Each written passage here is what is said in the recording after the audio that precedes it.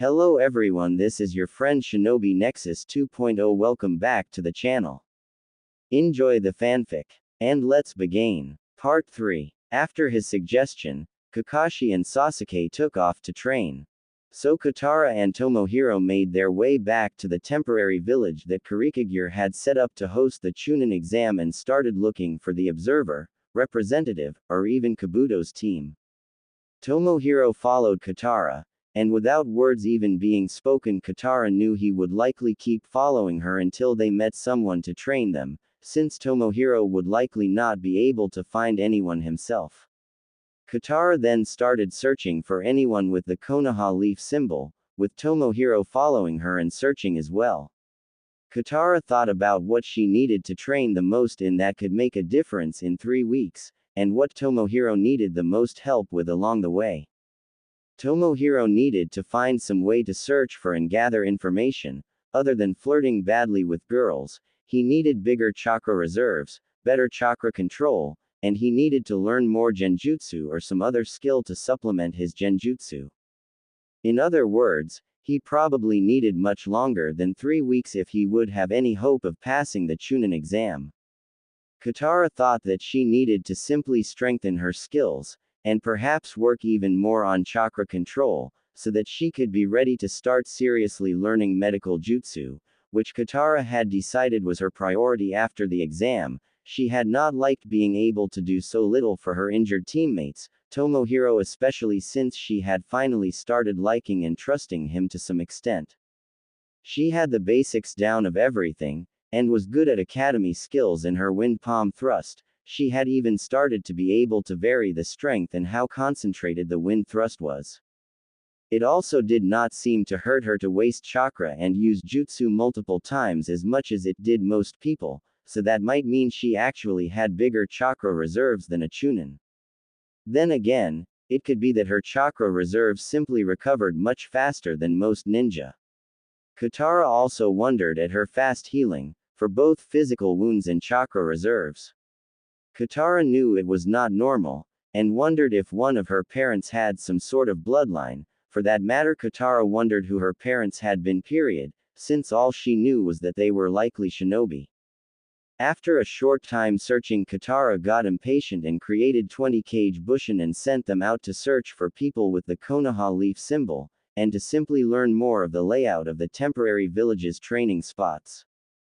Kitara considered the Kage Bushin her best technique, since she could use it to scout, fight, train, and gather information. If she concentrated, she could gain most of the memories of her Kage Bushin, although she got headaches and became dizzy if she gathered the memories of more than 15 Kage Bushin at a time. For that reason, when she trained, she had the Kage Bushin dispel one at a time, and kept creating more Kage Bushin as each one dispelled if she wanted to learn very fast. Kitara usually could create 20 Kage Bushin with ease, and she had even created up to 70 Kage Bushin at once and still kept going, although she had felt very odd, feverish, and slightly dizzy for a few minutes. Tomohiro could not create even 1 Kage Bushin yet, and did not want to even try, and Sasuke could create 3 at a time, but had to rest a bit afterwards. After an hour of searching, Kitara found the Jonin observer, and both she and Tomohiro talked to him a bit. He did not specialize in anything useful to the two, but he was a Jonin, so he knew a lot more than the both of them. The Jonin observer also knew a few genjutsu Tomohiro did not know, so Kitara agreed to continue searching for someone to train with or spar with while he trained Tomohiro, since as the conversation had gone on she realized she might be competing with Tomohiro in the future, so it would not help much for the both of them to train together.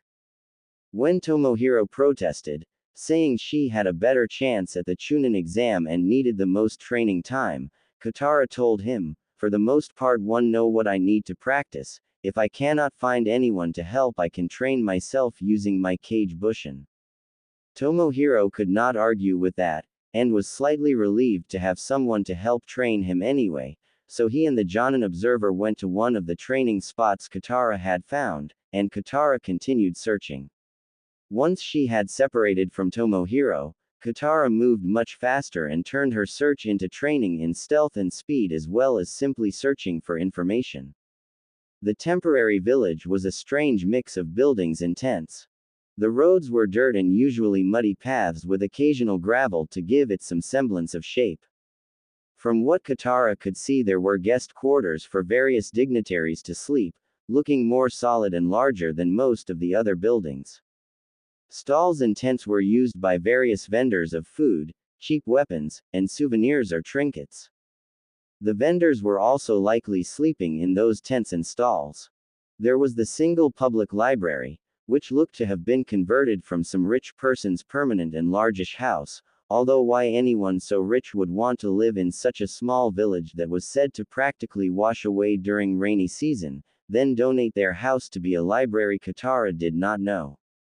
Then again, that was just an assumption. Maybe someone built a house intending it to become a library, or ordered a house built without knowing the exact location and surroundings. Rich people could sometimes act very oddly, Kitara thought to herself. As Kitara was searching, she continued to mentally reflect. After all, a Konoha ninja would be easy to see when she found them, plus she had sent out a few Kage Bushin. Kitara had already mentally listed her own skills, and the Iwa team. Now she wanted to go over what information she had on the Kiri team, find more information about the Kiri team, and listen in to see if she could find out what happened to Kabuto's team. Kitara knew very little about the specific Kiri team she had seen, and only rumors and history regarding Kiri ninja in general.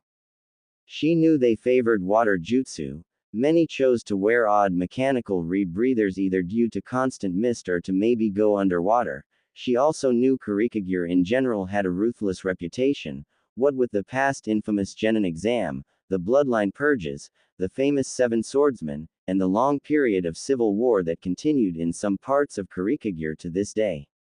There were also a greater number of missing Kiri ninja that there were from other nations, which probably didn't help that reputation any. Martial arts. The specific Kiri team that had passed the second stage of the exam was obviously confident and strong. The Kunoichi seemed to be trying for the deadly beauty look. Kitara already knew her name from the scavenger information hunt and her Kage Bushin had observed her in detail. Masumi Katsumi was the name given by Hisoka. Her hair was in some complicated bun on top, but had real Senbon needles sticking out at all angles. Her eyes were lined in kohl, and were a murky brown. The Kiri Kunoichi wore what seemed to be a body-hugging wetsuit, only using thin, nearly transparent material. The entire thing was a dark blue with wave shapes and swirls of black thread crisscrossed throughout as decoration. She wore a standard kunai and shuriken holster, but also had a pair of an odd forked knives, consisting of 3 needle-like blades, only much longer and thicker than actual Senbon needles. Kitara thought that type of blade was called a sai, but could not be sure. The Kunoichi seemed to be a weapon specialist, perhaps a poison user as well, with knowledge of anatomy if she was actually able to use those Senbon needle effectively, but that could also be a show to make opponents think she was merely a weapon specialist. Hisoka Satoshi seemed to have changed his look slightly since the time she first saw him. He now wore slightly baggy, but of course water-resistant clothing of a greenish speckled color mixed with blue. He also wore a rebreather over his face, and large faintly black-tinted goggles over his eyes. He still had the face paint, but the teardrop seemed to have vanished. His hair was now dark brown and styled in dreadlocks rather than the reddish color it had been. He wore the standard kunai and shuriken holster, but it was sealed tightly shut and made of a rubber-like substance rather than standard cloth. He also had multiple pouches and small pockets everywhere, although most seemed to be empty for some reason. His deck of special cards might be in some of those pouches, or he might have decided to leave the cards behind now that the Chunin exam was more serious. He was thin, almost emancipated and unhealthy looking, but wore very thin webbed gloves over his hands, and odd flipper-like shoes. For whatever reason, he clearly changed his look to be more practical underwater, so he was likely a genjutsu water jutsu specialist, plotting and ambushing people rather than participating in direct combat. The third was tall, strongly muscled with clothing that also clung to his body to show off those muscles. Hisoka had told her his name was Kenta Taiki. He wore a largish sword on his back, and a short sword sheathed on his waist in addition to the standard holsters. He had harsh-looking gray eyes and quite a few tattoos and scars, with his head shaved bald and rubbed with some oil to make it shiny. He was obviously a kenjutsu specialist, perhaps even a master given Kurigakure's reputation. He might know ninjutsu as well though. He would be an obvious leader, except that intelligence and ruthlessness were more often prized in Kiri ninja. Plus all those scars could mean he lost often rather than an indication of vast experience. Kitara privately wondered if some of those scars were from Hisoka, who after all must have done something to make Kenta Taiki so submissive. Certainly Kenta had not seemed all that confident when she had tailed the team during the scavenger hunt. Since the arena at the building used for the second stage had not been used for combat yet, only announcements, that was likely where the final exam was to be held, Kitara thought to herself. The arena floor itself had been covered in fine gravel to prevent the mud that seemed everywhere. There had been a few short shrubby trees scattered about, nothing that would support a person's weight easily. There had also been a single stone-lined pond with a wooden platform, bridge above it near the middle of the arena. That meant that the Iowa ninja would have something other than mud to work with, lots of stones and rocks, but the Kiri ninja would also have a source of water. None of the trees could be used for anything other than cover and perhaps shrapnel if someone tossed an explosion tag at them. In a way, that meant Team Kakashi would be the ones with the greatest disadvantage in terrain, although the trees could be used as fuel for a fire for Sasuke and cover for Tomohiro to hide behind. There had been no stands and only a few balconies in that arena though, and from what Kitara had heard many spectators liked to watch the finals in the exams, so maybe there was another arena hidden somewhere. The village had quite a few people in it, but mostly it seemed to consist of merchants and vendors, bodyguards, and lots of Kurikagure ninja in uniform and in civilian clothes. There didn't seem to be a lot of tenseness or an atmosphere of danger despite all the people with weapons wandering about or rushing to some destination. It seemed more like a mini festival or a bazaar, only everything was in muted browns, grays, blues, blacks, and greens rather than the bright colors commonly found in festivals.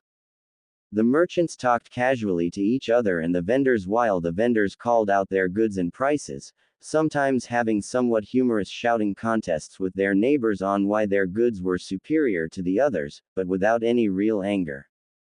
The bodyguards remained silent or grumbled complaints to each other under their breath, but seemed to be ignored by everyone else. There was also a constant sound of metal jingling or clashing, but there never seemed to be any serious battles behind the sound of metal clashing.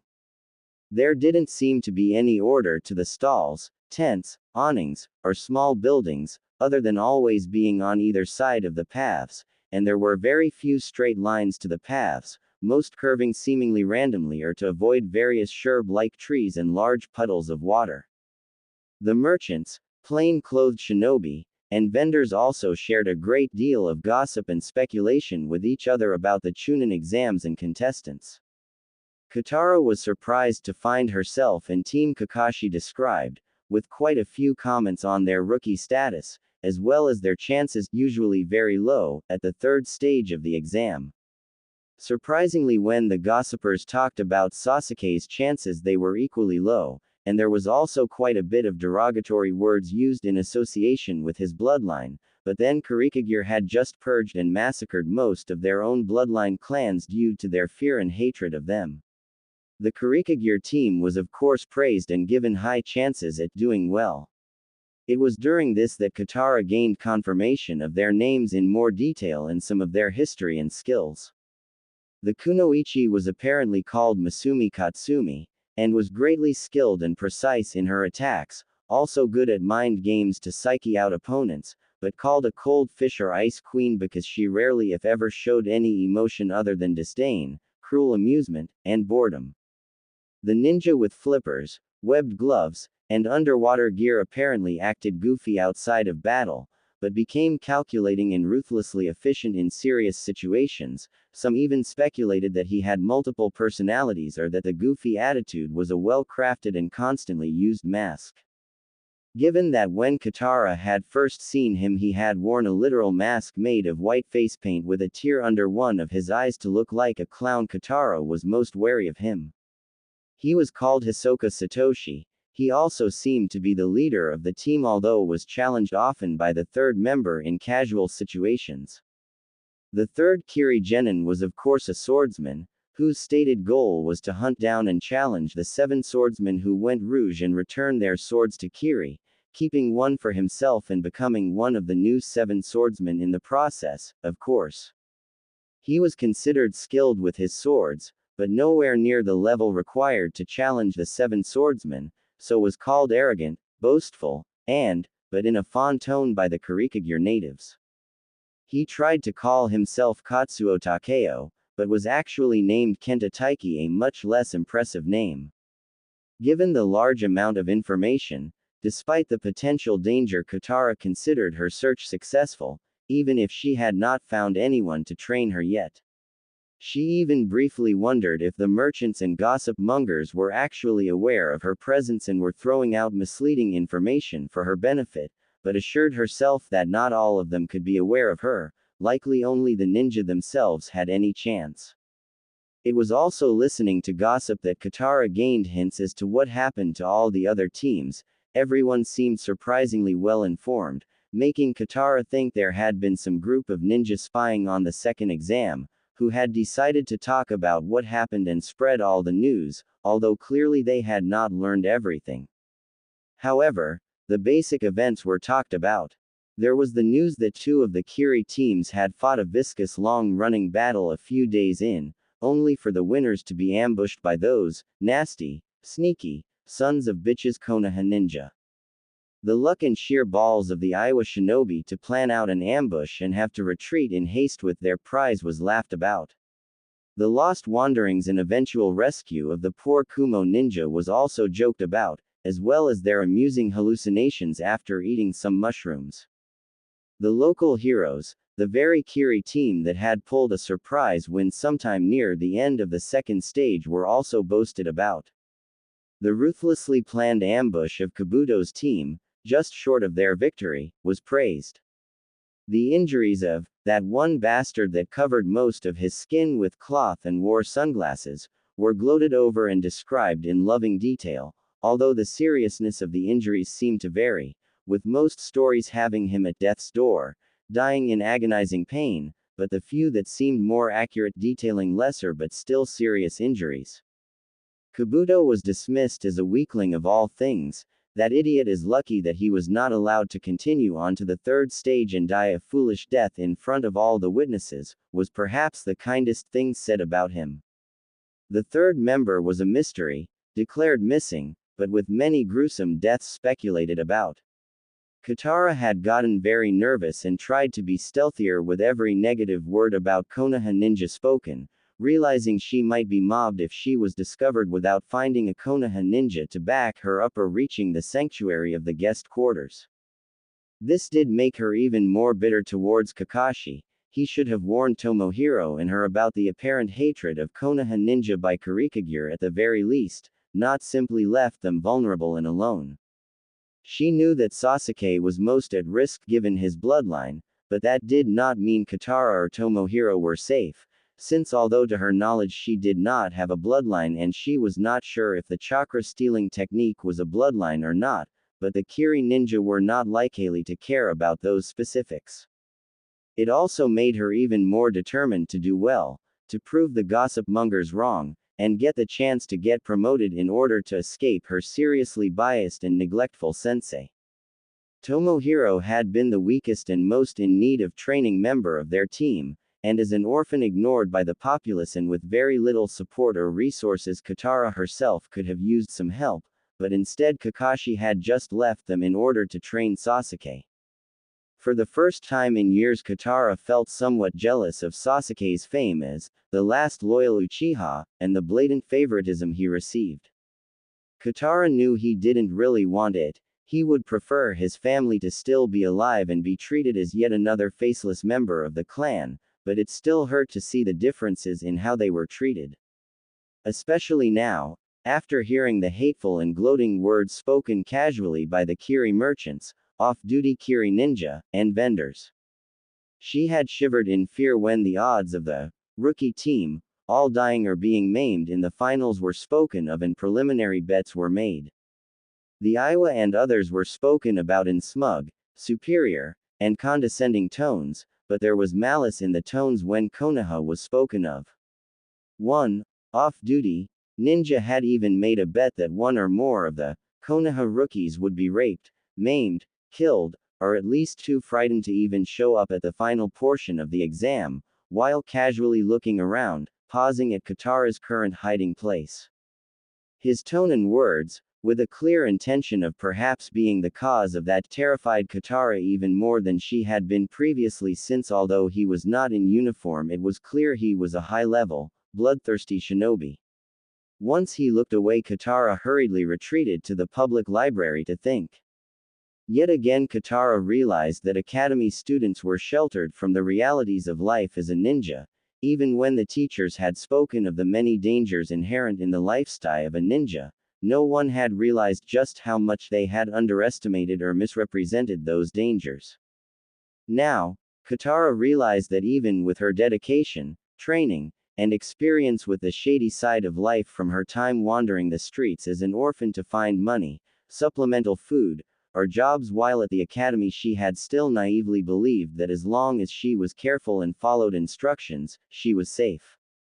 After all, that frightening incident when she was 5 had happened because she had not followed instructions and had a civilian mindset and body. After spending hours sneaking around, listening to the malicious comments of people around her, Kitara realized that she could die, not even as part of the exams but outside of them. Why had Kadashi abandoned Tomohiro and her? Why hadn't he at least warned them? Was all the work Kitara had done to never be helpless again useless? There were so many ninja, so many people that seemed to hate Konoha, that if Kitara made one wrong move she could be mobbed and killed with no chance of escape or survival. Martial arts. After briefly looking over the library to see if there was any useful information she had missed and talking with the librarian to thank him for his earlier help, Kitara decided to leave.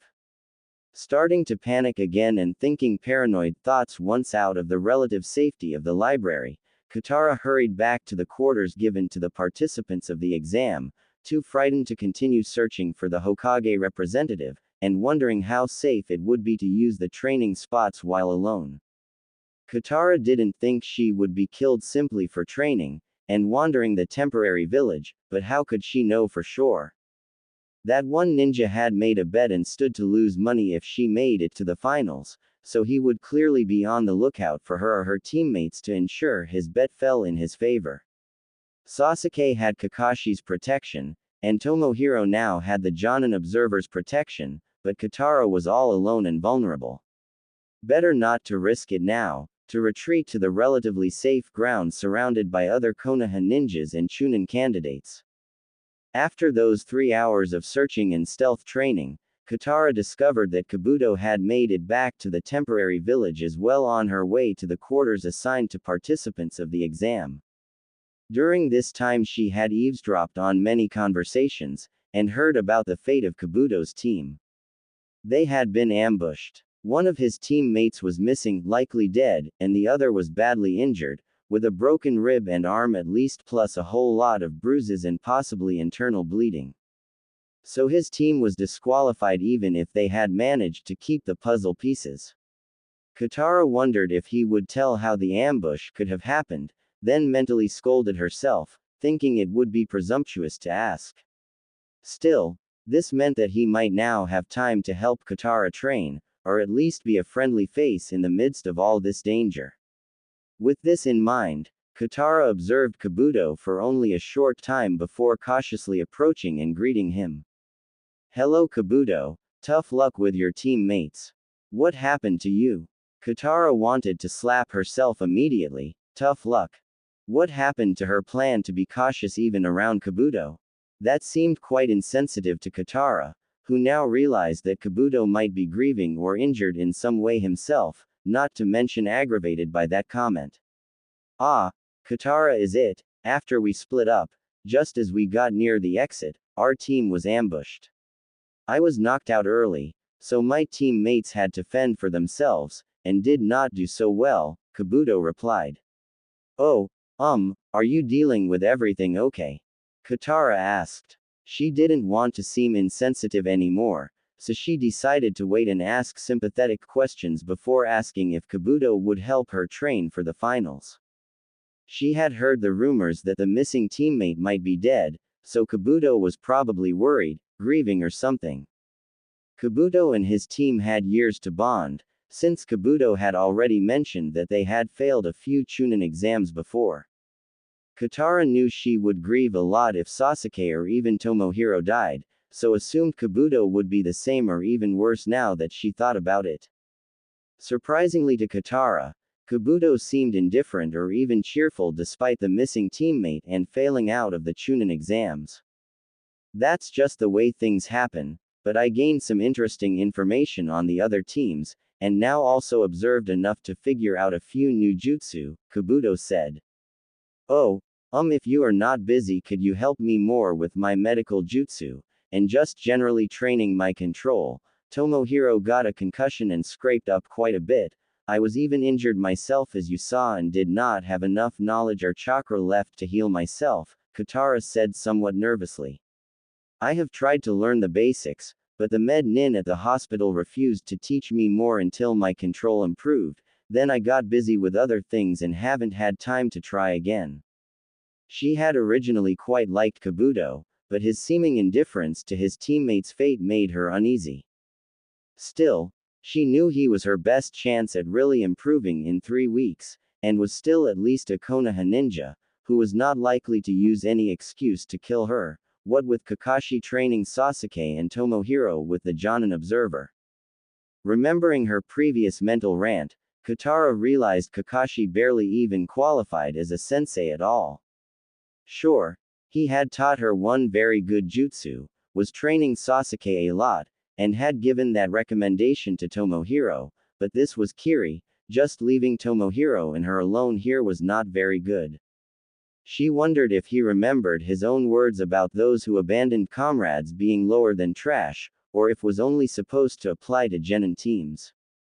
After thinking for only a short period, Kabuto agreed to help Kitara train, provisionally. If you do not already have perfect or near perfect chakra control, no amount of chakra control exercises will enable you to learn the really demanding and precise medical techniques in years, much less in only 3 weeks, plus I plan on continuing to gather more information while waiting. Because of my missing teammate, and the injuries of the other, I am allowed to stay until the finals are over, and this is really too good an opportunity to pass up, Kabuto said. Right, so, I already know tree climbing and variations, plus water walking to an extent, never tried it on moving water such as rivers or the sea, as well as the academy leaf floating exercise, not just on my forehead but my hands, arms, and chest as well. I can create medical chakra in small amounts, plus know how to apply bandages, prevent infection, and other field medicine. Do you know of other chakra control exercises and a medical technique that does not require precise control? Kitara both stated and asked. I believe I have developed good chakra control, but it is not perfect. Well, there are a whole bunch of chakra control exercises that medical ninja use to practice and demonstrate their mastery. There is grass or leaf floating and actually moving the blade of grass or leaf along the body with chakra alone, say from the hand, up the arm, across the shoulders, then down the other arm, down the chest to the legs and feet and so on. Balancing a kunai or later sharpened senbon on your fingertips is not too difficult compared to that. Then floating or sticking a leaf or multiple pieces of grass while tree climbing or water walking. moving the leaf or pieces of grass across the body while walking, tree climbing, or water walking. Balancing on a kunai or senbon needle is very advanced and dangerous, not for beginners. And the beginning stage of the chakra scalpel does not require precise control and is a chakra exercise in and of itself, although it takes years to perfect it. Kabuto said with an amused glint in his eyes and a laughing voice. Kitara blinked in shock. With all of her eavesdropping, spying on others' training, and bugging the nurses at the hospital, she had never heard of any of those exercises. She had seen Kabuto use his chakra scalpel in battle, and thought it very impressive, so she was also excited about learning the basics of that as well. Just by hearing those ideas, Kitara knew she would be able to constantly practice her chakra control, even after the exam. During mission debriefing, while cooking, reading, just walking down the street, and on D ranks if the team was not promoted as seemed likely. Plus, this sounded like it would really help her.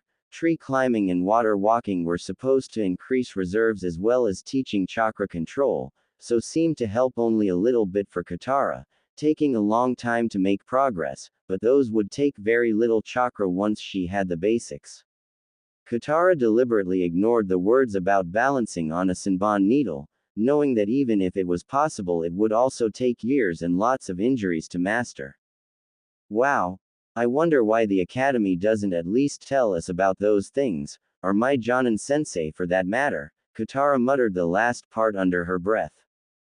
Some of those variations I came up with myself, since although I was born with very good control, it was not perfect, Kabuto stated, again amused. Who is your Junin-sensei again? I might be able to tell you why he would not know or speak of those things, he asked.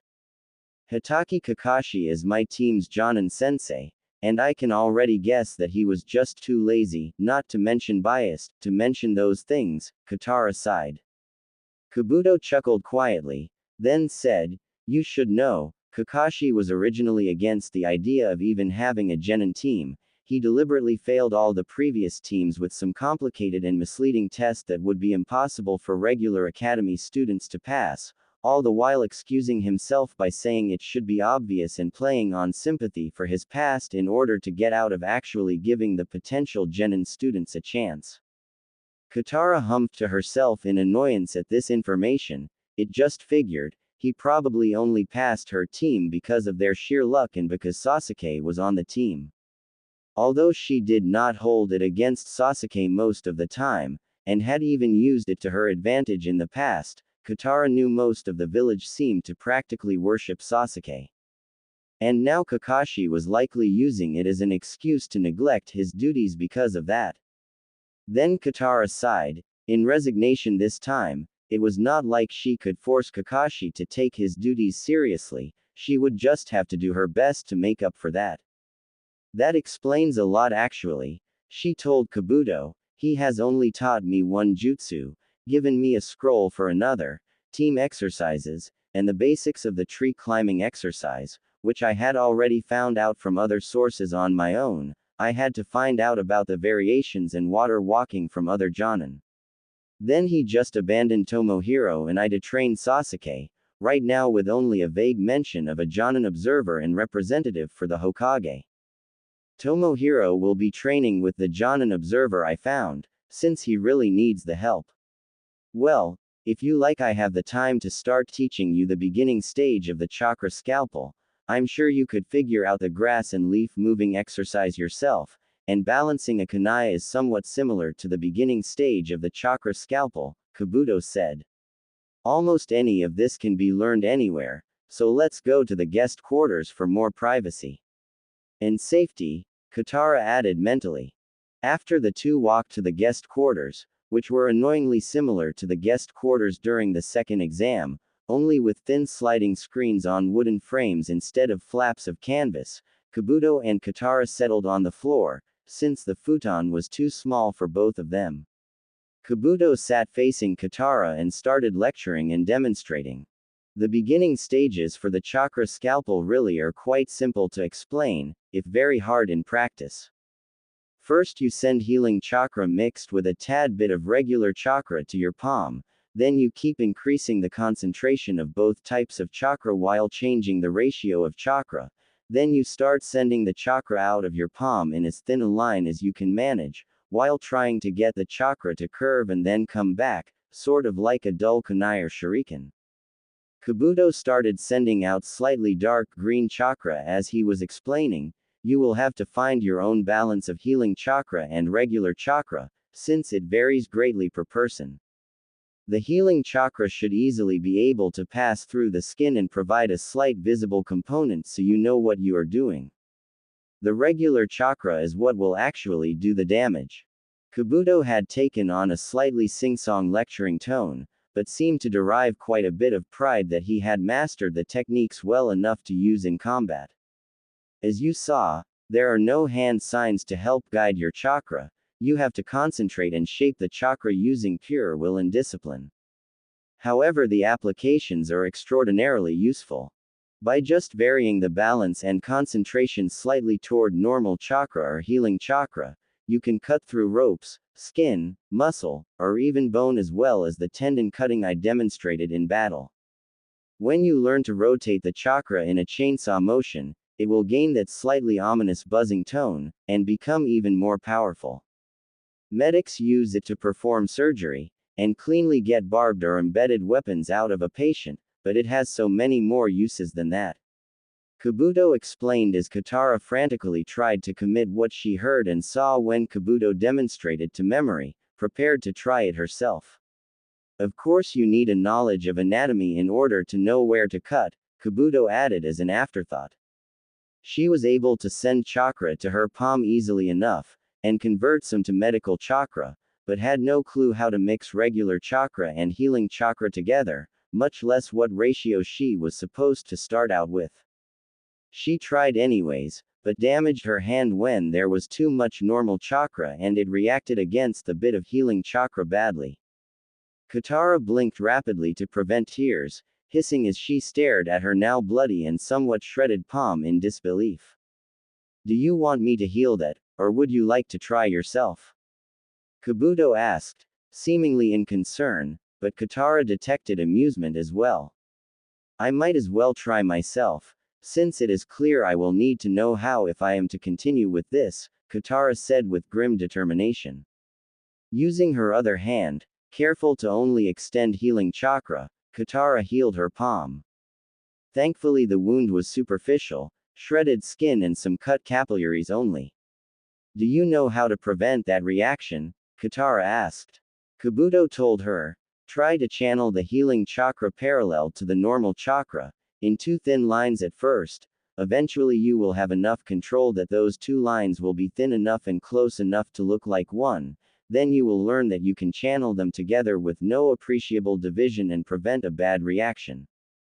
Then abruptly changing his tone to brisk he said, if you want to try balancing a kunai on your fingertips, use only normal chakra, but send it out of your fingertip, keep it tightly concentrated, and make that curve sharp, but the chakra does not need to be a thin line, and only has to extend very slightly past the fingertip.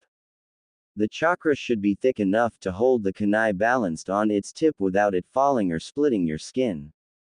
I've given you enough to work on for now. Come to me tomorrow or sometime next week if you have made any progress or have more questions. With that, Kabuto said goodbye and left quickly.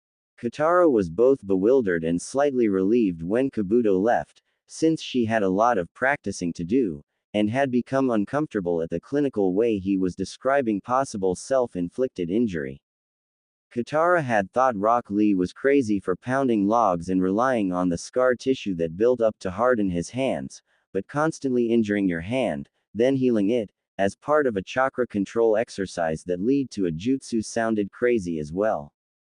Oh well, if she wanted to get stronger, survive to reach Konoha, and be of use to her teammates, then reach her goal of Chunin eventually Jonin, then she had better get started. Kitara thought to herself. She also suspected that since her elemental nature was wind, and based on the ease with which she had mastered the wind palm thrust, and the fact that she could use chakra to make her shuriken and kunai more sharp even with only that single demonstration and explanation which seemed so long ago, the current exercise might be harder or more damaging now since she might accidentally be adding wind-based elemental chakra instead of neutral, but in the future she might mix healing chakra and wind chakra for even more devastating results. She had even found out what the first stage of elemental training was and started trying to learn it while still in the academy. Kitara left Kabuto's room to go to her own, both glad and suspicious when she found a piece of paper with her name on the door. Kitara made a mental note that Kabuto was very strange, callous, and seemed obsessed with collecting information, but since he was helping her decided to let it go for now. Kitara also planned to keep up with her physical training and practicing her jutsu when she was able to find a secure and safe location, since she had become paranoid over the course of her self-imposed long information gathering session. After sitting on her futon, Kitara stared at her palm, talking quietly aloud and repeating Kabuto's mini-lecture. She didn't even spare a thought for the other chakra control exercises, too eager to start learning the chakra scalpel. For once in her life, Kitara was acting like a kid with a new toy, perhaps especially since toys had been rare at the orphanage and she had never had time for them after she joined the ninja academy. The sea chakra scalpel looked cool, and had endless room for improvisation based on Kabuto's lecture. Kitara vaguely remembered that something like this was high-level shape manipulation. She even temporarily forgot her previous lesson in the dangers and pain that experimenting would bring. Convert some healing chakra and send it out in a thin line, then send out normal chakra in a thin line parallel to it, Kitara muttered to herself as she concentrated. She managed the healing chakra just fine, although the thin line was more thick than it should have been. When she started to channel the normal chakra while maintaining the healing chakra, Kitara lost concentration, the two touched and reacted, and then her hand was shredded again. Kitara winced, healed herself, then summoned 5 cage bushin and had them scatter around the room to practice, deciding to practice each type of chakra once at a time, and making her chakra lines thinner instead, letting the clones practice the dangerous part of channeling both. Kitara knew that the clones would dispel rapidly given how dangerous the training was and their lack of durability, so decided to only use 5 clones until she made more progress, creating more when the risk of multiple dispels at once due to injury was lower. Progress moved at a crawl, and after 2 hours Kitara's stomach started growling, so she stopped to try to find food. Kitara hoped there would be a cafeteria or kitchen in the guest quarters, not looking forward to wandering out to the food vendors at night. Given her newfound paranoia, Kitara resolved that if there was no safe cafeteria she would eat the ration bars and instant ramen she still had packed until she found a safe source of food.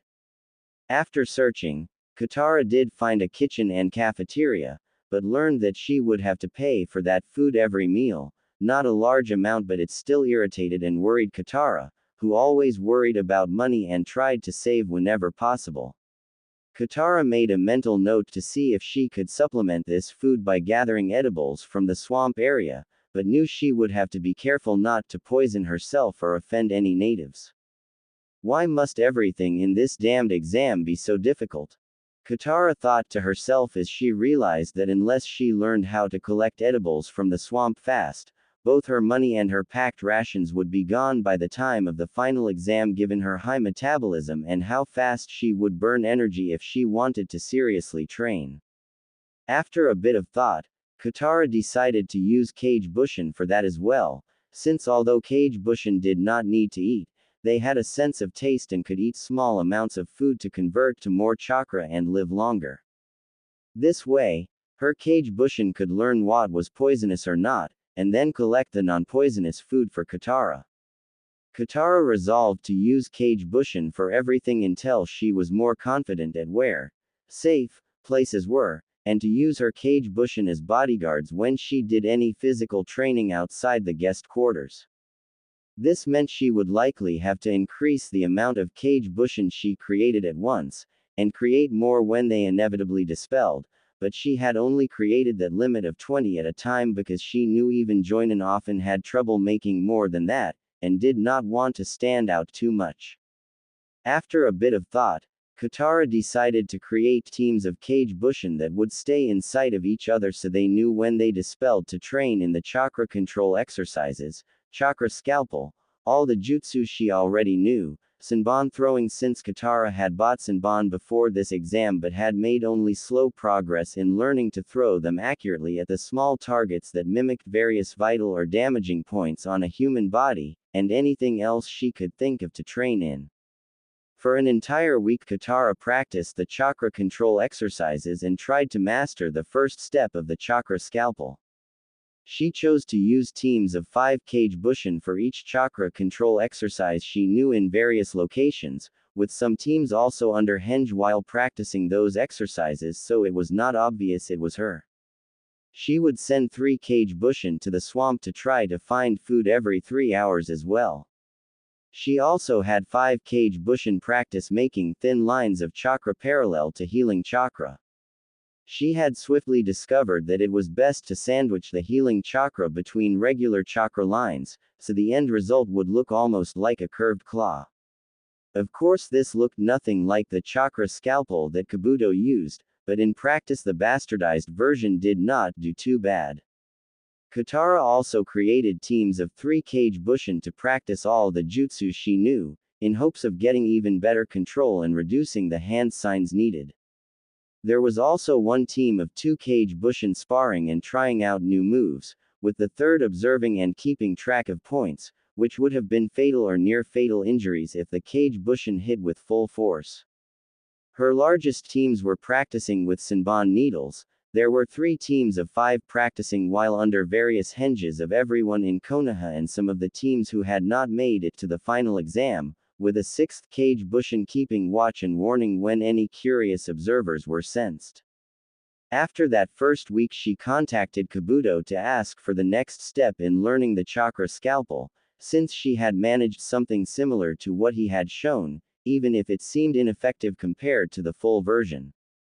Kabuto seemed surprised that she had progressed so far, and of her different version she had created, but told her the next step was to lengthen the curve, and learn how to create a circle, plus accepting the chakra back into her palm without damage and sending it back out again.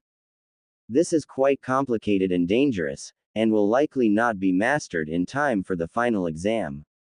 It is also the next to last step in the complete chakra scalpel, Kabuto said, adjusting his glasses. The chakra should exit the top of your palm, follow the curve of your fingers, extend out beyond them by at least 2 centimeters, curve gently, then start coming back to the bottom of your palm, just above your wrist.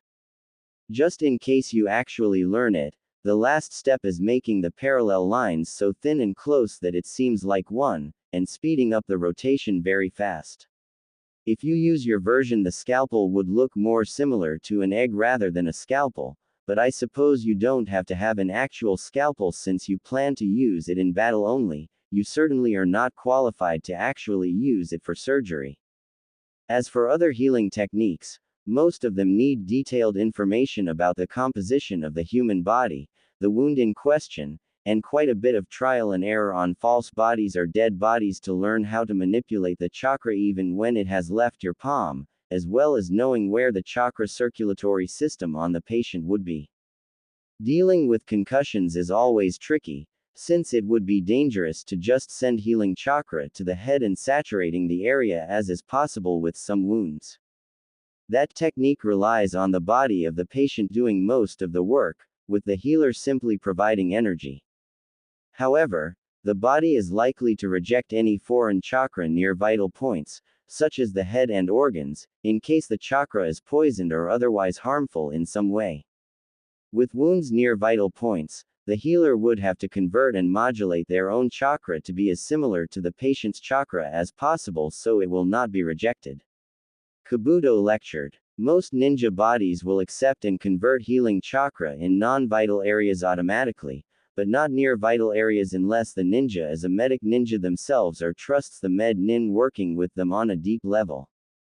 If you really want to improve, the best way is to learn how to convert large amounts of healing chakra at a time, or even learn to keep a small amount of healing chakra stored in some area that is not used in combat.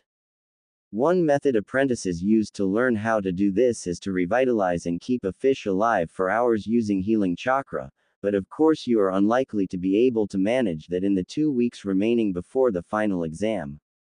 As for combat, the chakra scalpel is usually the best technique medic ninja have, although some use poison Senbon needles or a type of Tai Jutsu specialized to their body type and speed in order to avoid wounds and minimize chakra use. Medic ninja have to have large reserves of chakra and know how to use it efficiently and precisely. Most combat medic ninja specialize in defending themselves and avoiding battle in order to be of use healing others after the battle or defending patients. Very few true medic ninja are actually effective in combat, with a few exceptions such as the Lady Suand and myself, Kabuto said. Now, that is all I will teach you at this time, other than an occasional hint if you bribe me in some way with information. After the final exam, once we are back in Konoha you might be able to learn all that and then get more lessons and practical experience if you go to the hospital. Kabuto concluded. Thanks for teaching me this much, Kitara said. I am sure it will be very useful in the future. After Kabuto left again, Kitara sent out her teams of clones to practice everything she knew, with one team of clones staying in the room under her supervision and dispelling either every 15 minutes or whenever they made a breakthrough in learning the second step of the chakra scalpel.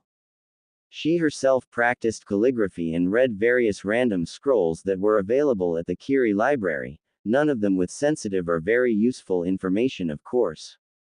After 2 hours she would go outside to practice taijutsu and do physical conditioning with a group of clones, since muscles did not transfer with Kage Bushin, even if muscle memory did to some extent. She had started practicing calligraphy in hopes of finding out how to create seals when she got back to Konoha. Kitara knew her skills would actually be well into the Chunin range if she kept up this pace, but without experience, the mindset of a Chunin, and strategic or tactical knowledge she was still unlikely to be promoted.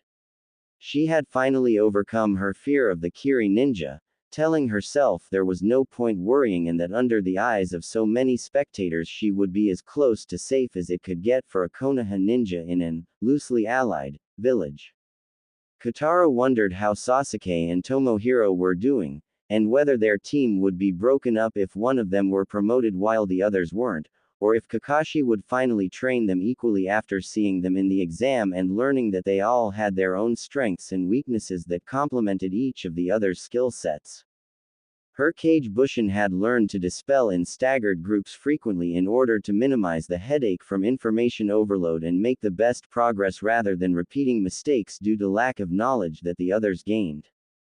This fast pace of practice, dispel, and frequently creating new Bushin did burn through Kitara's chakra reserves and energy so that she had to eat closer to 5 meals a day, with at least one nap during the day to recover energy. But Kitara knew she had improved a great deal, and would easily have the chakra reserves of a Jonin or medic ninja, if not higher, with the control to actually use those reserves without wasting chakra given all the chakra control exercises she and her clones were doing.